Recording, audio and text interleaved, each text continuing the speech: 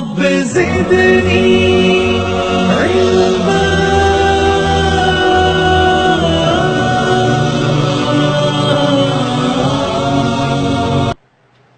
ہمیں اس سے کوئی فرق نہیں پڑتا ہے کہ ہمارے ساتھ بہت سارے ہوں یا ہمارے ساتھ ایک ہو.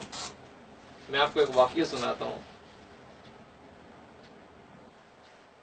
حضرت شہید رحمۃ اللہ علیہ، حضرت مولانا شاہ اسماعیل شہید رحمۃ اللہ علیہ جامع مسجد دہلی سے بیان کر کے اتر رہے تھے سیڑھیوں سے، اور ایک آدمی رومال اور گمچھا سر میں لپیٹے ہوئے مولانا کا بیان سننے کے لیے جا رہا تھا، اور بیان ختم ہو چکا تھا اور مولانا واپس آ رہے تھے.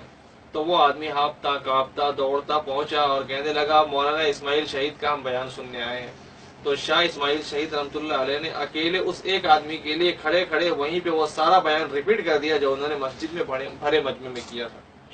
تو یہ ہے ہمارے بڑوں کی شان کہ ان کے ساتھ اگر بڑا مجمع ہے تو بھی وہ اپنی پابندی کے ساتھ جو انہوں نے اپنا ایک ترتیب بنایا ہے اس پہ کام کرتے تھے، اور اگر ایک آدمی ہے تو بھی کام کرتے تھے. تو ہمارے ساتھ اگر سارے لوگ رہیں گے تو بھی ہم اپنی اس ہفتہ واری مجلس کو رکھیں گے مشورہ سے جب تک طے رہے گا، اور اگر ایک آدمی رہے گا تو بھی کام کریں گے.